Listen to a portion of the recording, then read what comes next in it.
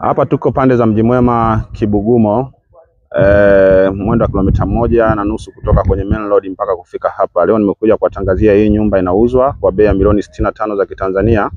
Nyumba hii imejengwa kwa ramani ya kisasa, vyumba vitatu, kimoja master, sebule, dining pamoja na jiko. Tajiri, ukubwa wa eneo ni square mita 300 na mauziano ni document ya serikali ya mtaa. Nyumba inatizama barabara ya mtaa ambayo inaelekea kwenye lami. Mwendo wa kilomita 1.5 kutoka hapa kuelekea kwenye lami. Tajiri, neighborhood kama unavyoiona, mtaa mmoja mzuri sana, umeona? Hawa ndio majirani waliotuzunguka hapa kwenye hii site yetu Kigamboni, Mji Mwema Kibugumo.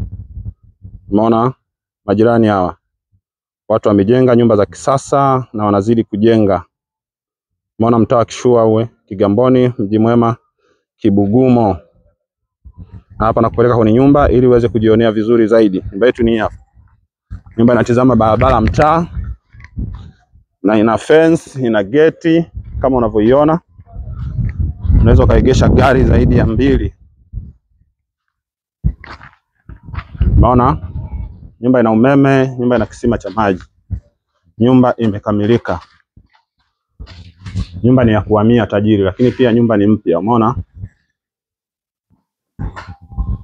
Hii ni Kigamboni, Mji Mwema Kibugumo, jirani kabisa na barabara kubwa lami, mwendo wa kilomita 1.5 tu kutoka hapa kuelekea kwenye lami.